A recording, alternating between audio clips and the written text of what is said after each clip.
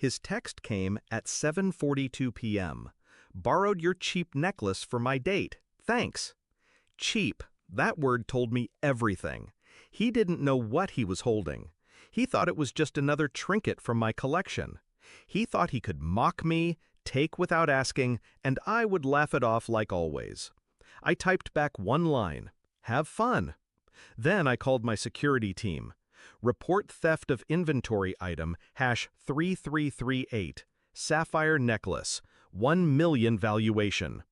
Within the hour, police were at the restaurant where he was dining, still bragging to his date. And that was how my brother learned the cost of betrayal. We were close once, at least I believed we were.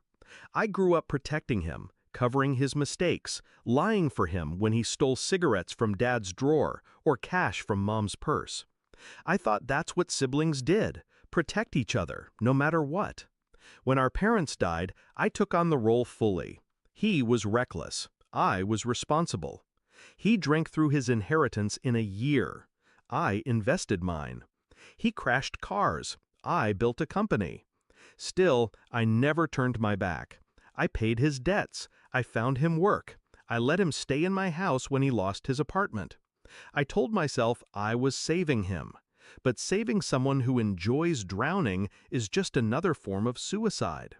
The first betrayal was small, a watch missing from my drawer. He swore he borrowed it, but I found it later in a pawn shop. I forgave him. The second was money from my office safe. He denied it. I forgave him. But the third I didn't forgive. One night, I walked into my study and found him going through my locked inventory. The pieces weren't just jewelry, they were assets, securities disguised as beauty. He laughed when I caught him, drunk and careless. "You've got so much. What's one necklace?" I didn't answer. I just looked at him, and in that silence, my love for him cracked. So when his text came, mocking, arrogant, I knew it wasn't just about the necklace. It was about the years of disrespect, the entitlement he wore like cologne. This time, I wouldn't forgive. This time, I would teach him the difference between cheap and priceless. The plan wasn't impulsive. It was clean, surgical. The necklace he took wasn't randomly chosen. Each piece in my vault was cataloged, photographed, insured. Inventory #3338, the sapphire, was one I kept on rotation for showings. Its insurance file was airtight, its valuation solid. All it needed was the theft report, and his arrogance provided that for me. I made the call. My team contacted the insurer. The insurer contacted the police. By dessert, the restaurant was surrounded. I wasn't there, but I saw the footage later. Him in his blazer, leaning back, swirling wine, the necklace glittering at his date's throat. The officers approached the table, calm, professional. They asked for the necklace. His date froze, confused. My brother laughed, thought it was some mistake, until they pulled the paperwork. The look on his face, the exact second he realized I set the trap, was everything. They cuffed him in front of her, dragged him past the waiters, past the diners, past every pair of eyes in the room. And the cameras caught it all. He called me from the holding cell. "You set me up." His voice shook with rage. "No," I said evenly, "you set yourself up. I just gave the truth a little push." "You're my sister." "I was," I answered, "until you made yourself my thief." Silence. Then the line went dead. The fallout was swift.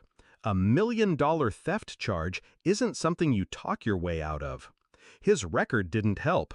2 DUIs, unpaid debts, a trail of burned bridges. No one believed it was a misunderstanding. No one believed he was innocent. And I didn't lift a finger to help. Not this time. People ask me if it was cruel, if maybe I should have given him one more chance. But here's the truth. Cruelty isn't letting someone face the weight of their choices. Cruelty is allowing them to keep destroying you piece by piece while you smile and stay silent. I protected him my entire life, and he thought it made me weak. He thought my love meant immunity. Now he knows better. The sapphire necklace sits back in my vault now, secure, untouched. To anyone else, it's just another jewel. To me, it's justice crystallized. Proof that silence can cut sharper than rage. And when I open that drawer, see its deep blue fire catch the light, I don't think of him as my brother anymore. I think of him as the man who mistook my kindness for stupidity and paid the price. Because in the end, he was wrong about one thing. The necklace was never cheap, but betraying me was.